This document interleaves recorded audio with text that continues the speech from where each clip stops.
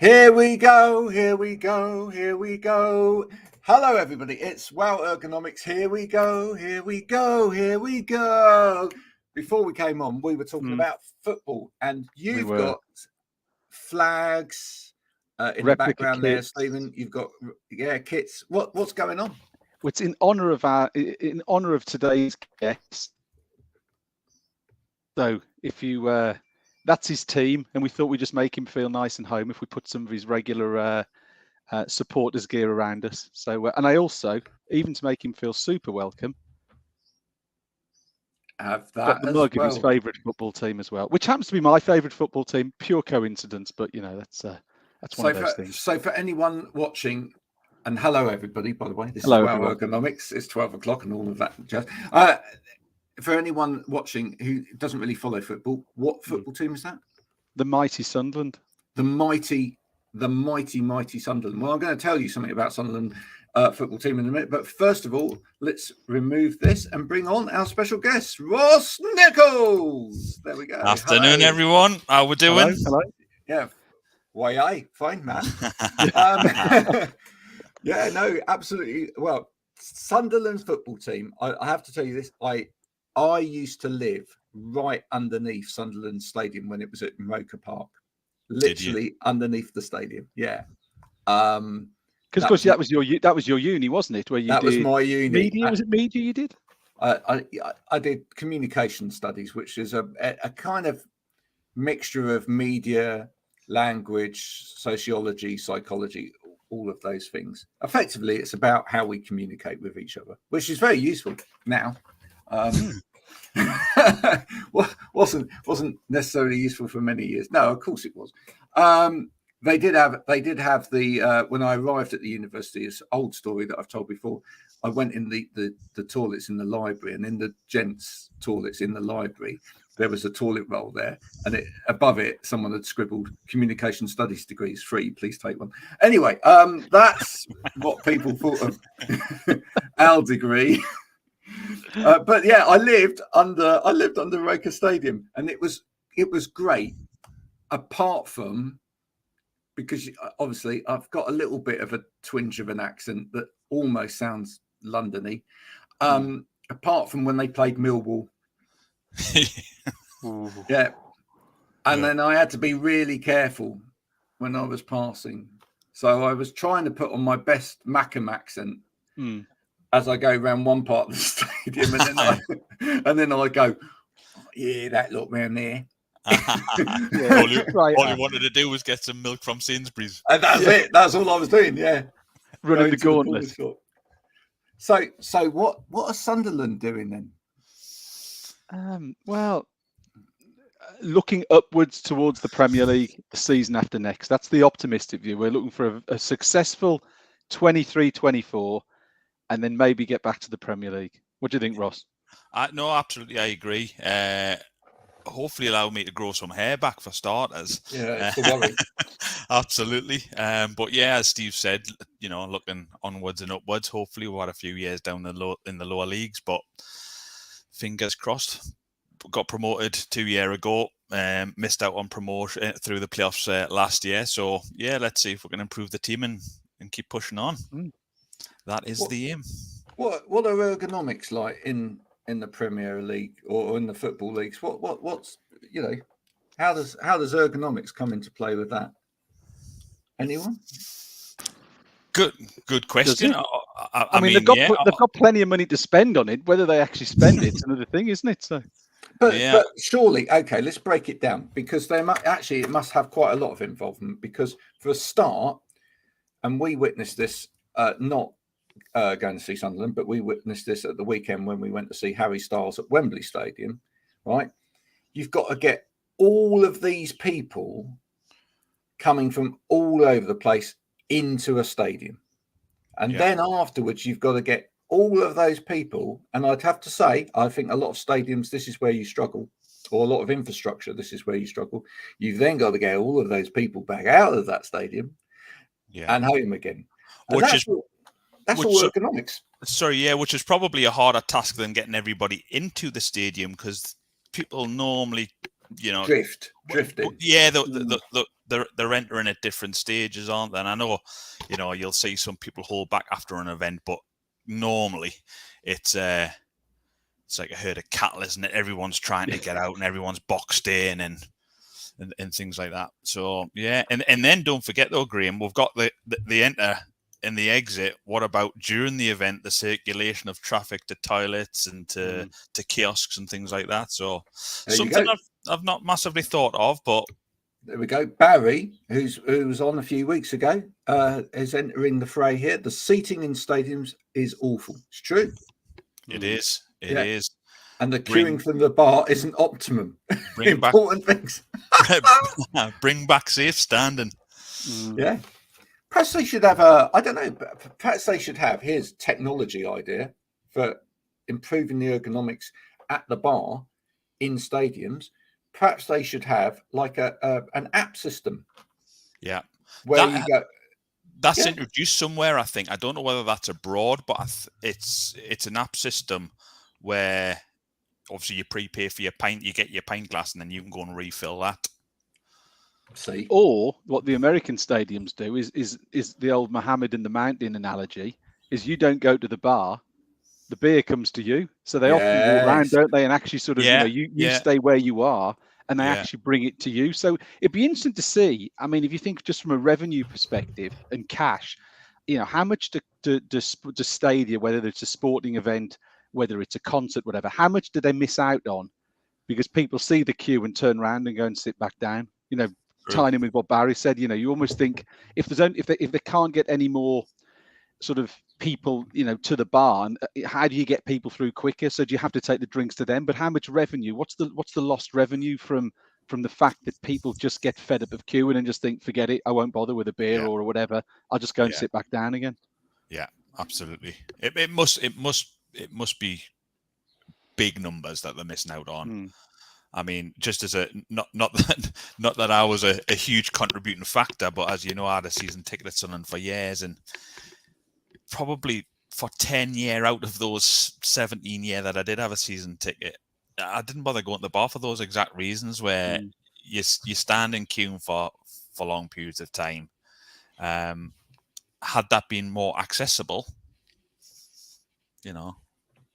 The point is here, and the reason I bring it up, because we have to bring it up. The program's called Wow Ergonomics. Is actually people, when they think of ergonomics, they immediately narrow down to where I work, desk, chair, stuff in front of me. But the field of ergonomics, and let's talk a little bit about that for a minute. The field of ergonomics is far, far broader than that. Ergonomists get involved in anything that's related to how people interact with an environment, and that could be, how do we get in and out of a stadium? Are we when we fit on a train, do we all sit there going, oh, this is blinking uncomfortable? Or do we have the right space to get in and out? Do we have access for buggies and wheelchairs and all of that? Or it can even be like the efficiency of a hospital bed. I know one ergonomist that was involved in the COVID period at the beginning of when they set up Nightingale with the design of the bed in that Nightingale hospital. So it was optimized for treatment of COVID in terms of breathing, etc. Well, I was just going to touch on there when you were speaking there, Graham. The first thing that came into my mind when you were saying, we do think about where we work, how we integrate at work, but COVID, again, you'll have probably heard us say this in the past, COVID was a little bit of a forced trial across the country for new working practices we put in place. Let's step back and look at a different way of working. You look at the point being, going to Sainsbury's, you had like the frontline workers. They had a priority time to go into the shops. I think your older people with higher risk sort of immunity, etc. They had their period of time. Then you had Joe Public who could go in. There was that queuing system, and I guess, you know, without diving into it too far, you know, it was, dare I say, it was great. Not, I hope I get old one day, but you didn't have older people struggling to try and reach in, almost slowing the younger generation down, if that makes sense. Yeah, no, totally agree. I saw a really interesting news, BBC News piece last night, because we all know what's happening this weekend, don't we? Everyone know what's happening this weekend? That big thing. Got to be Glastonbury. Got to be Glastonbury, Graham. Dad's 70th.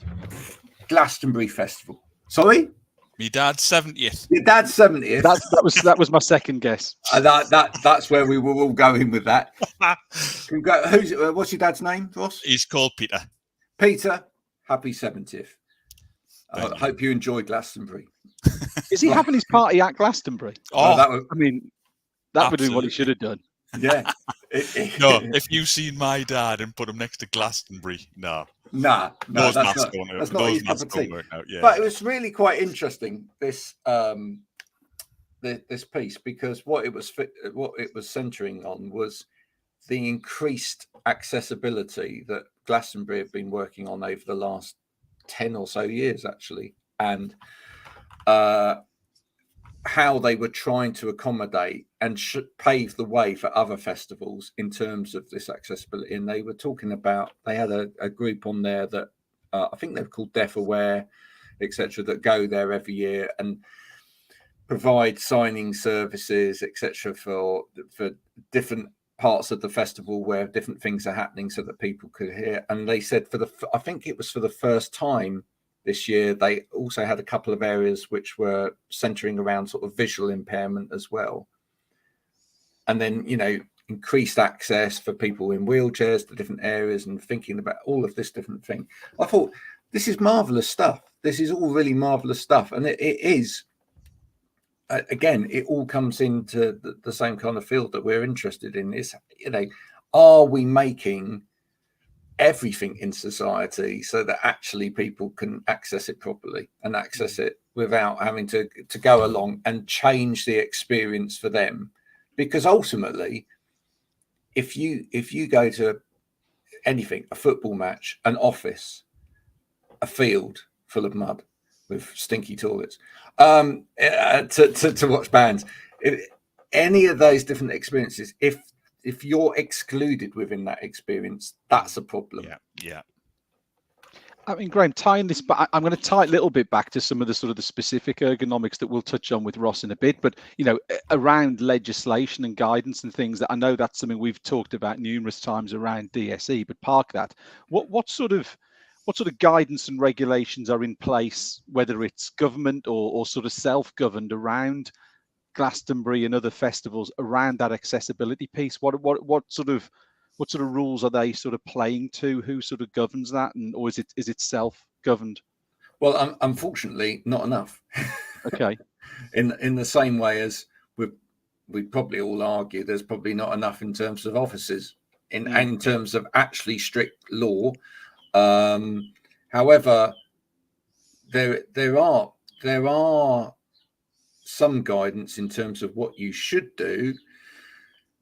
Ultimately, though, we actually see it on a day-to-day basis, people moaning or complaining about their experience at these different events or festivals or whatever. And that actually tells us that, you know, it's what's actually going to guide this in the end is social media and people making a fuss about it.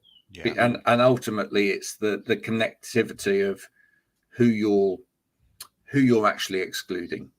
And I know we've had Jodie on before now, and she talks quite a lot about this, Jodie Greer, but she'll always argue that if you exclude one person from your experience, whether it be a person in a wheelchair or somebody with a visual impairment or cognitive impairment or neurodiversity or whatever, if you exclude one person, you're not just excluding that one person, you're excluding all of the people that they know and that they talk about it, and probably you're excluding their family who they would have gone with Yeah.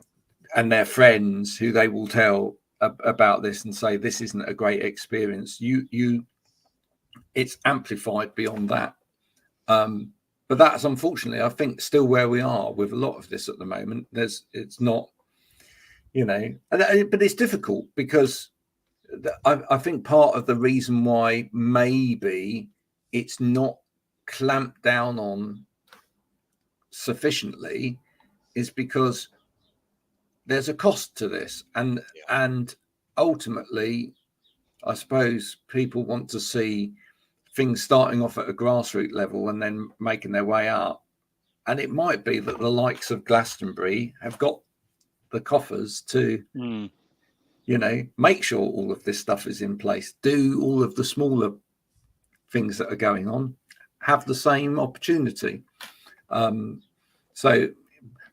But ultimately, maybe it's about them using that as a USP as well, and actually saying, well, yeah, but we're doing it over here. And actually we're building this into our ethos, and we're building this into what this is part of. So I think there's a lot to learn in all of that. Absolutely. I think it's about promoting what you're aiming to do, always, rather than trying to always be reactive. When there's been an event and something happened, that's when it hits, your social media lines, the mainstream news, etc. Just casting back to kind of like that Wembley incident with the was it the Euros final, where they actually had the staff in place to, again, let's look at the ergonomics of getting people in, but then wasn't one of the staff found to have taken a few lanyards so that they could get other people. Yeah. So even when we've got things working in place, you've still got then that human factor of is everybody going to abide by the rules that we're putting in place to make this work?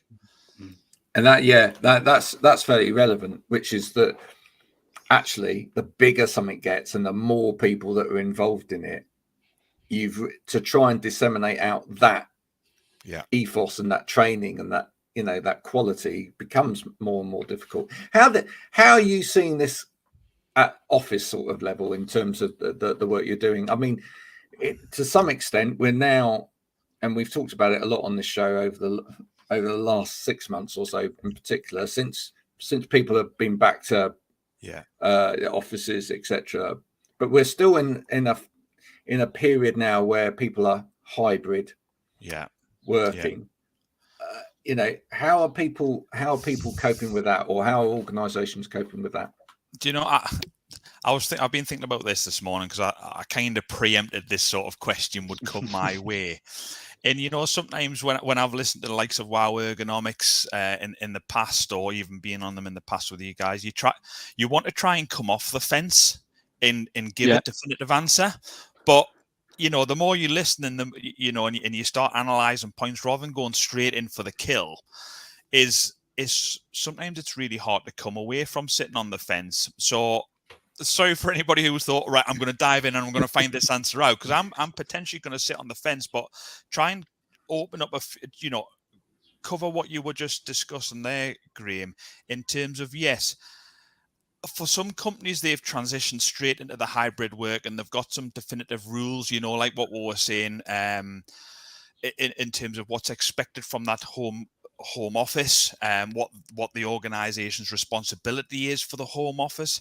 And from a personal point of view, I still have some organizations that where we're requested to go in, but only looking at a particular element of that. So using your Glastonbury, and I'm not massively into my music, but the Glastonbury side of things, the bigger this gets, is there the more moving parts.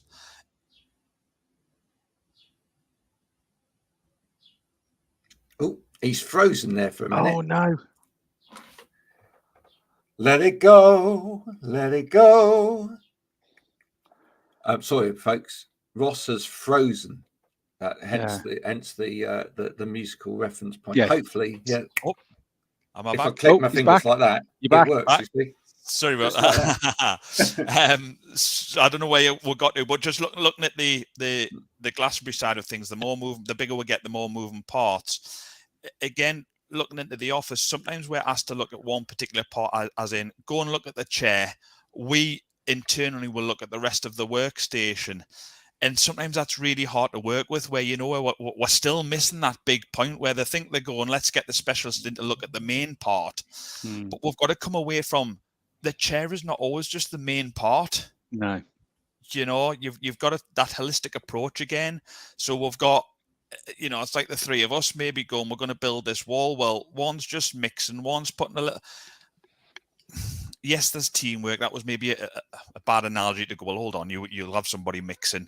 But you try and bring that into, make somebody responsible for that end user's whole well-being, if that makes sense, not just parts of, or we will, you know, organisations said we'll give them a £350 budget, for example, to sort out their home workstation. It's potentially doable, but we'll give somebody a budget, and again, you know, you said before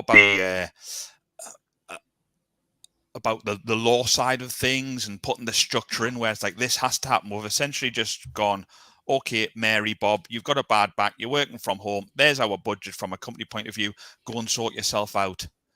Straight onto Google, Amazon, IKEA, and I use the analogy quite a bit.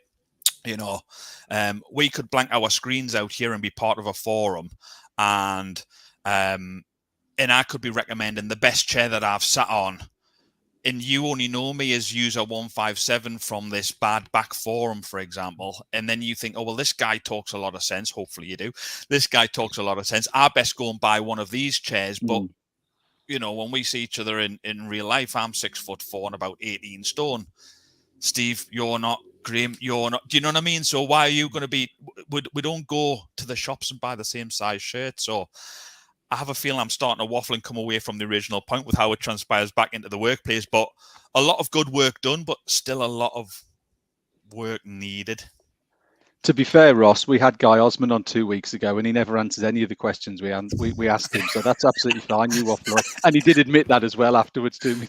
To be fair, so but he's building up to a perfect career in politics, is what. It was really interesting what you said there, and ultimately there has to be budgets in place. People understand that there has to be a level of commerciality put around anything, but is that, and with your experience of what you're, you know, with your at the coal face, as it were, Ross, in terms of assessments, as soon as there's a number put on it, that starts to cause problems, doesn't it? Because then it's forcing you potentially to make decisions between, well, I can address issue A that I've identified, but B and C are going to have to wait because the money doesn't stretch that far. Absolutely, yeah. And, you know, I think there's a fine line between trying to recommend potentially or advise on something that works against something that's just hitting a pure budget point of view. And I know we've talked about this in the past, Steve, with the likes of your mice and your document slopes, etc. And to a point of nods where people get it. Yeah, that sounds, I totally get what you're getting at. This really is going to help, until the cost is discussed. And then that sort of head movement starts turning into a, right, is there any, and before we know it, we've gone back to a static A4 perspex document slope, for example. And again, for the chairs, we've slowly, I think when you're doing ergonomics and you're looking at ergonomics from a forward-thinking perspective, I think there's got to be a line before you fall away and go, actually, what we're doing is just becoming a general office furniture supplier,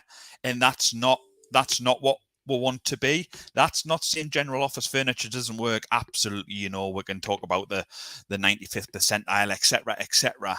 But when there's identifying that need, you look at, for example, you go to, if you're looking at blue chip companies in Sweden, you almost have to speak to health and safety to explain why you want that small piece of plastic as a standard mouse to us, because they're already using adjustability, reduced, I think that they're doing sort of reduced working days. So that statistically they've proved over an 8-hour working day, there's generally 2 hours that we aren't working at our maximum capacity. So why be in the office when we're starting to look at what we're having for, what's the price of the Glastonbury tickets? Is there any free for this weekend? But actually it's 4 o'clock in the afternoon. Scandinavian mentality is go and be walking your dog, spend it with your family, because I want you tomorrow at 9 o'clock when you're ready to go. Is the legislation piece, because we keep coming back and talking about it, but actually, is that a red herring? Is it the wrong way to go? Because ultimately, is that not, and I dare say it, a kind of very American model?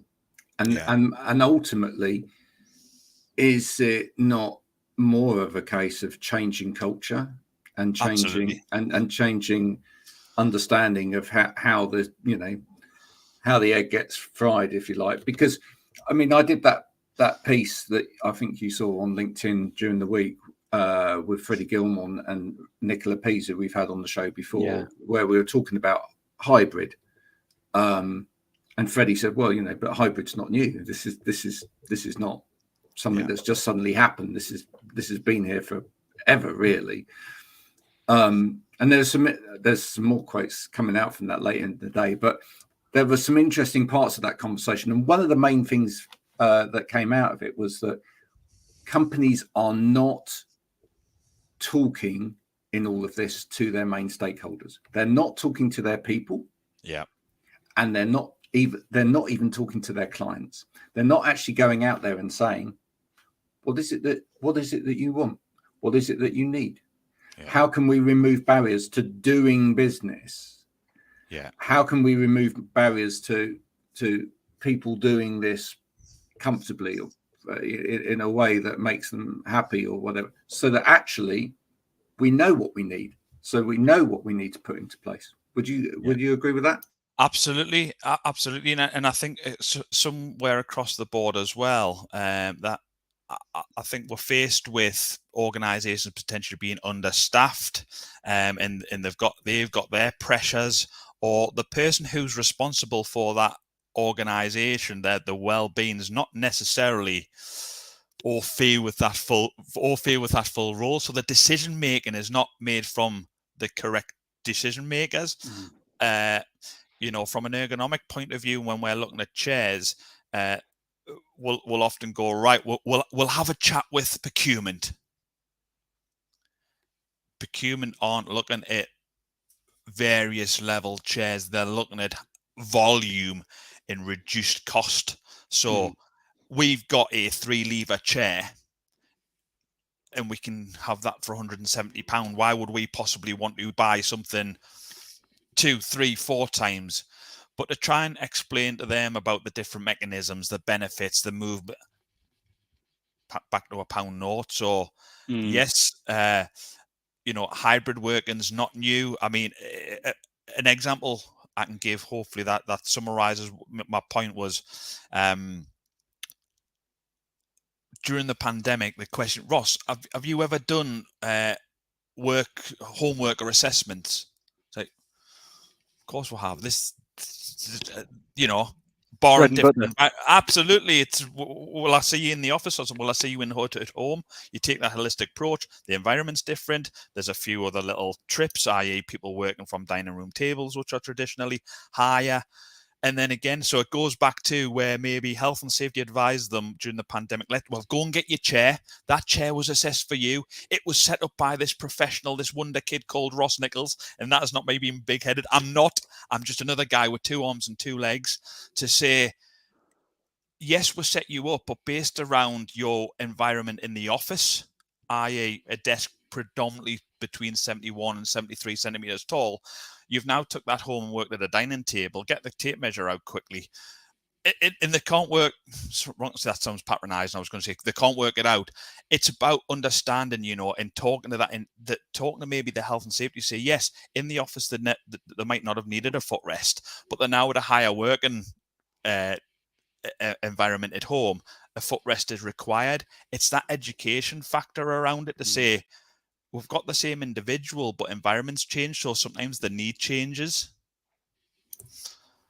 So ultimately, it does. For me, it's as simple as it comes down to removing barriers to work. Yeah. And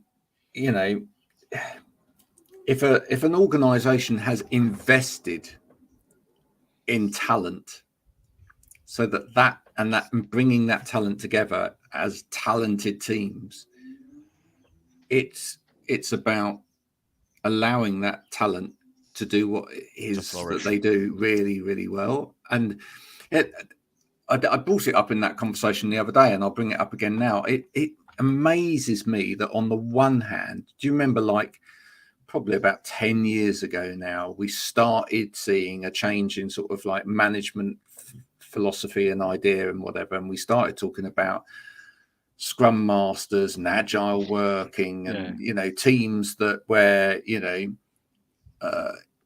people were specifically put into a team structure to remove barriers, to remove the obstacles, to allow that, to allow efficiency and remove pain points. Yeah.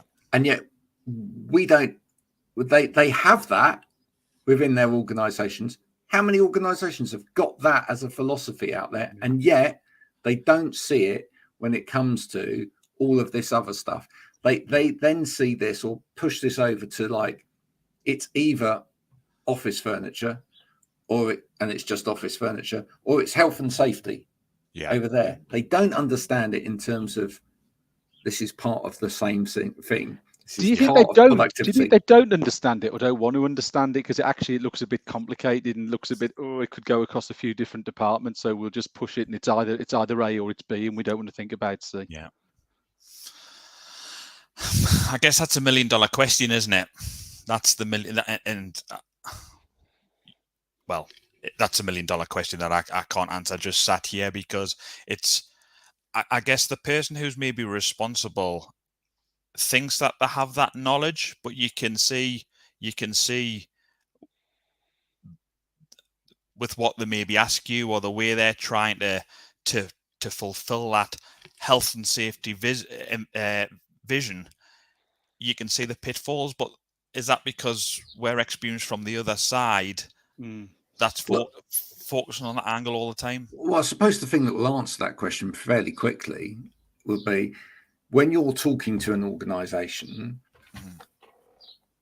are they open to a discussion about, actually, this isn't just an assessment piece. You are not just bringing us in to assess your staff and say, these are our recommendations for all of these different staff, but it's actually an ongoing educational piece.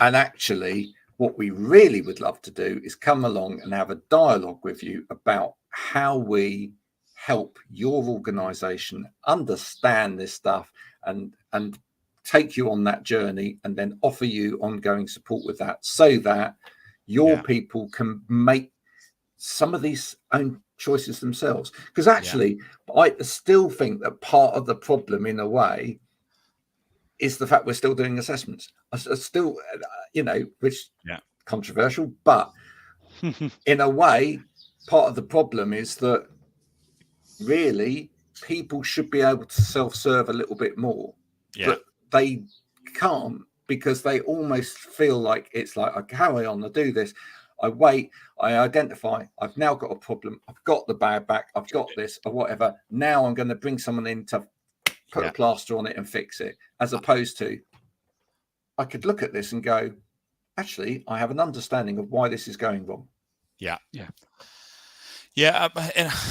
Again, it's trying to get into that preventative. Absolutely. I mean, I spend the best part of my working days trying to talk about preventative methods. But I would, in my experience, there's a large proportion that's still that reactiveness, who's that nodding dog. But when we say we can come in, we can talk, there's the element of that organization creating time, maybe taking a team offline for a period of time to get that education. And if I go off piece here, remind us about the standard DSE tick sheet as well. Make a note of that, Graham. is trying to get, I've already gone off piece here. So trying to get people to think about a little bit about it themselves, but organizations still only really integrate from that reactive side of things. The damage has been done. On occasions where I have managed to go in and speak from a kind of a preventative method where, you know, health and safety's maybe said, can we sit in and listen to you, and they go, valuable information, why don't we tell this to everybody? And you go, what a great idea that would be. You then get, you know, for example, let's just call the sales team, because we're not, I don't think in Britain we've got that trained mind of how big ergonomics plays on our well-being. Quite often you can be presenting and, you know, you'll have the chatter boxes and the laughing at chairs. A chair, isn't it? And I always use a silly little analogy. A chair is a chair until you need a chair. Yeah. And again, you know, me little reminder to myself here, the DSA tick sheet will work off tick sheets. So like you were saying, Graham, we work. Something doesn't, you know, something's not right. We've identified it on that tick sheet.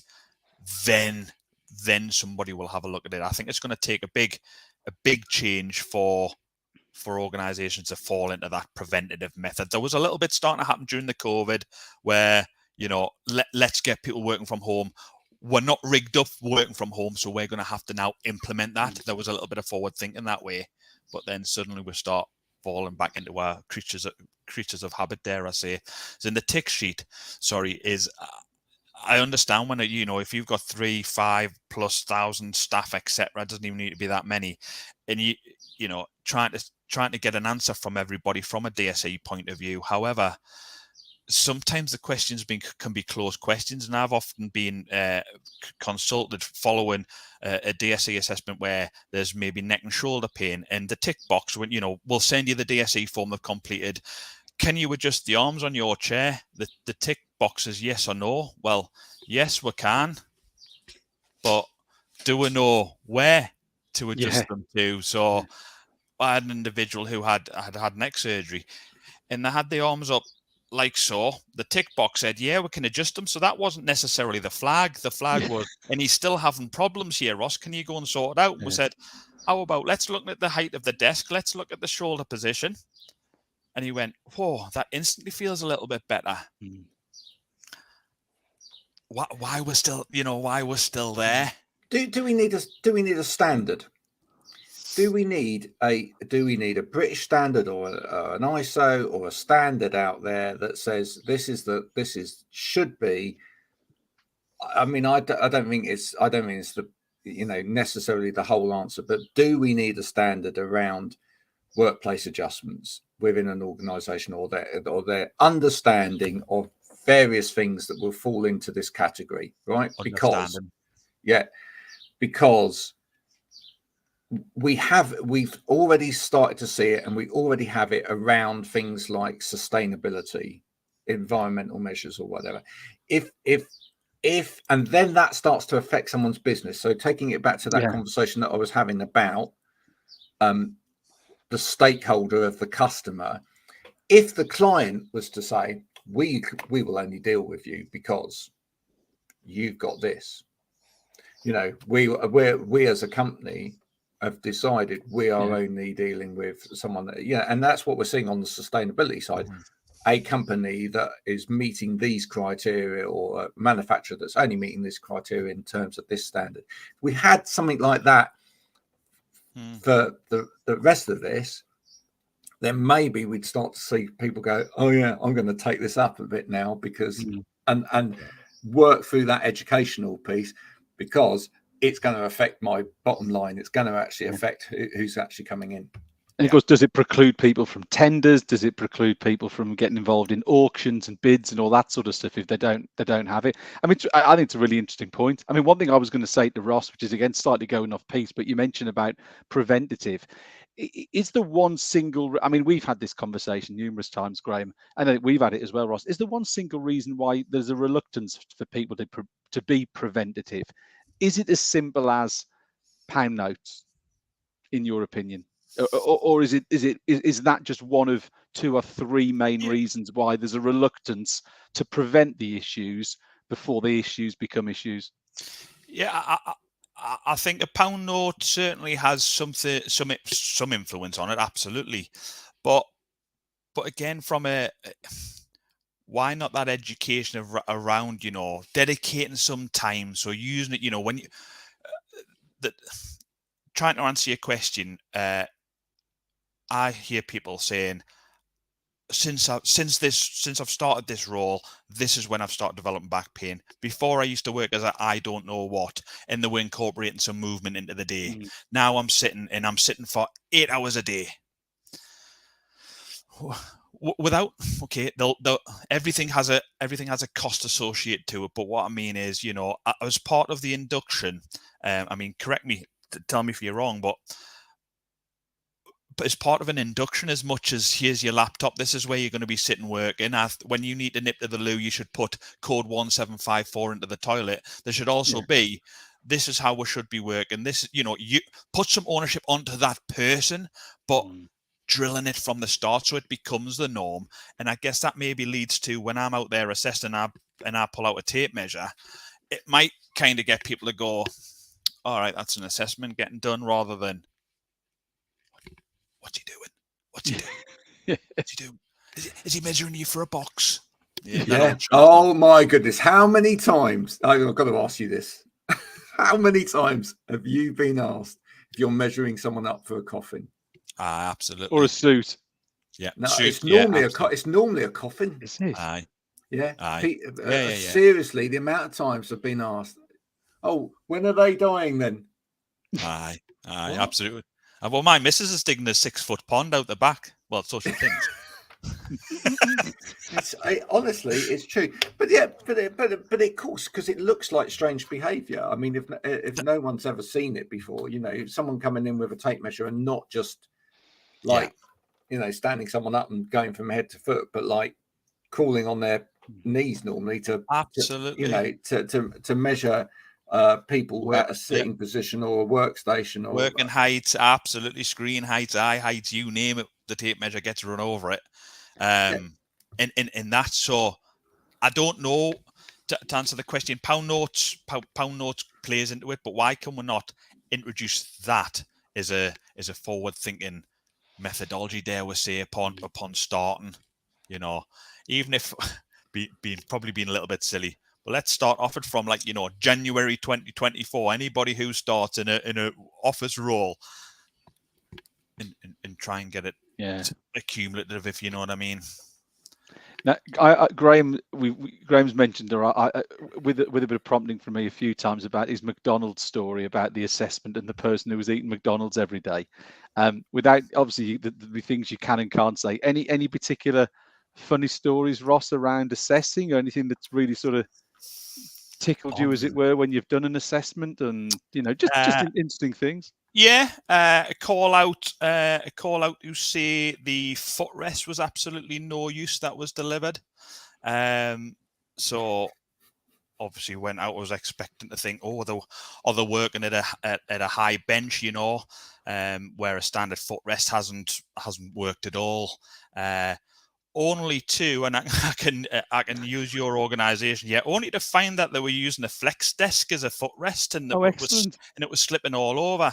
Yeah, I did have the office laughing when I said, your footrest there. I said, I can see where the problem is, because everybody's too serious. I like to come. I would like to think I was professional, and I really do care about the end user. But you got to do something with a little bit of smile on my face and a little bit of laughter. I said, that footrest, I said, it must be a nightmare for you. She said, absolutely.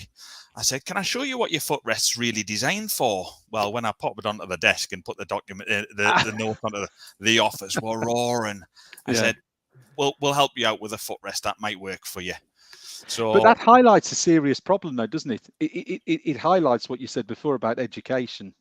Yeah, and understanding what things are for and what they're going to do. We're joking around, but actually it's a great analogy or summarizes the real lack of education or need for education. And actually, probably because when that assessment was done for that person, and during that assessment, something like a flex desk was talked about, it would have probably been explained at the time as well. One of the things I'm going to get you is a flex desk, and it's going to be used for this, etc. Yeah. Right. Yeah. It shows that it's with this education, it has to be a continual thing as well. There has to be that continual leverage, because otherwise people don't learn stuff straight off. You can have that conversation with someone, and you can tell them all of this stuff. They forget it. Of course. And something in there as well for me is that people don't take it seriously. They think they should be taking this seriously because this is their health, but they don't take it seriously. And that comes down to, and I think part of the problem is that companies try and then put that emphasis back onto the company that's providing the service. But ultimately, it's something wrong in that company culture. The company are not making this serious enough in the first place. They are not telling their people, this is important.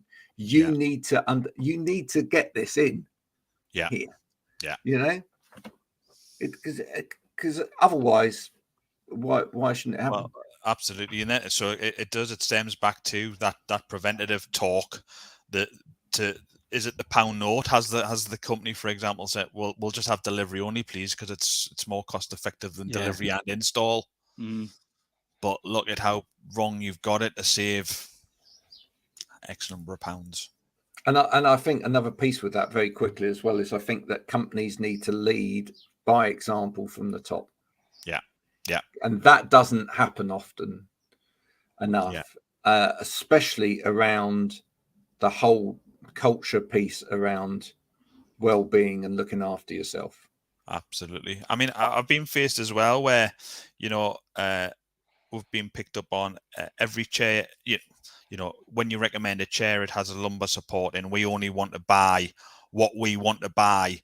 And sometimes, don't get me wrong, there's lots of different avenues we could explore, but just kind of in a nutshell, if there is a lumbar support in a chair, for example, as a sort of general go-to, maybe, it just allows that, when we're looking at the pound note side of things, to explore a greater use for that chair across multiple people. Let's say if somebody left, their avenue was, well, let's not pay for that if we don't need that. So they were going to buy the same chair but without an inclusive lumbar support. And I was trying to say, but maybe don't inflate it for those who don't. You've got a secondary person it can fall to. So you've got those barriers as well where, well, why would I do that? And it reminds me of, I once assessed the chair of a national bank.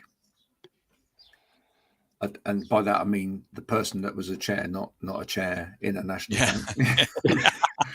bank. But they had several assessments before, and they said to me, you will not get me to take breaks because I am too important. Right? There you go. I have to work this hard because I have to show everybody else below that I work this hard, right? And I said to them, well, clearly I'm here because you have a problem. Right? So that's a daft statement in the first place. I call a spade, and then I call it, right? And I said, secondly, you like money, don't you? Right? You're saying that your money, because we had a conversation, they said they're money motivated. That's really what motivated them, not well-being. I said, however, your organization is currently paying a huge amount of money to help everybody throughout this organization in terms of their well-being, right? So actually, you showing everybody else within the organization that they don't have to care for their well-being is costing your organization a huge amount of money. Never thought about it like that. Well, start thinking about it like that. Education. And that's the thing. We have to start from the top, and we have to start educating people. And my big hope is, and we've talked about this a little bit before, is that there is a generation coming through who are not so concerned with that as being the primary aim for why you go to work. And if we can get this generation, who are the generation who want to see change happen. They do care about the environment. They do care about well-being. If we can get that organisation to realise, and some CEOs to start realising, actually, we need to get this education bit right and actually start disseminating this through our organisations, because this is what we want to show the world. Yeah. This is part of our, this is part of what we want to show as our company culture, so that we win business on that basis. Yeah. Then maybe we've got a chance in here. Definitely. Maybe. Yeah. There you go. Absolutely. Covered a lot there. We did. If you're exhausted by anything that you've heard today, if you feel like you now need to take a break, we have a telephone number that you can call. Yeah. Can you give us the number? Well, it was just mobile out, is it? It was just your mobile. Hang on, do you want me to tell you what Ross's number is? 07. Yeah. 777 Do call Ross, and he'll talk to you about all of this stuff. Ross, it's been a pleasure having you on today. Thanks, Pleasure, Ross. Wasn't Ross one of our very first guests going back? Very first. Before it was Wow Ergonomics, and we just did some online tomfoolery. I'm sure Ross was one of the first people on.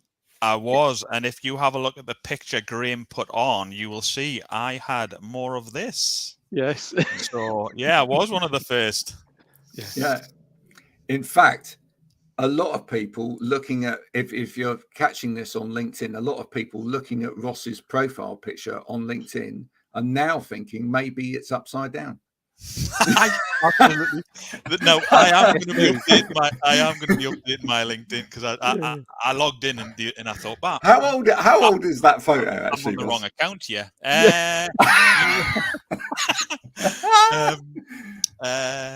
You're looking at about 8 years ago now. 8 years old. 8 years ago. No, I wasn't 8 years old. That was 8 years ago. But yeah, so a lot's happened in 8 years. It has. Yeah, the world stopped for a couple of those. Absolutely. But no, it's been an absolute pleasure, guys, and hopefully we can do it again at some stage. Absolutely. Thanks, Ross. We love having you on. Thanks so much for coming on. Folks, that's been it for another week. Wow Ergonomics. We will be back next week. I have a special guest who is from the field of HR to come and talk to us all about HR and ergonomics. There we go. And I think at some point, Stephen, we may even manage to get someone else from Backer Elkhuysen on as well. We may. Yeah. Yes, we need to speak about that and sort that out between us. We will organise that as well. So yeah, we're lined up for guests for the immediate future. If you're having a weekend at Glastonbury, hope you enjoy it. Remember, to stay safe and don't slide around in the mud, and take it easy going through those gates. Ergonomics gets absolutely everywhere. And happy birthday to Peter Nichols again. And happy birthday, Peter. I hope you have I'll pass the message on, guys. I hope you have a fantastic birthday and a fantastic week to the rest of you. Check out other episodes of this on the old Spotify and everything else. And you can find us at wowergonomics.com if you haven't already. Until next time, bye for now.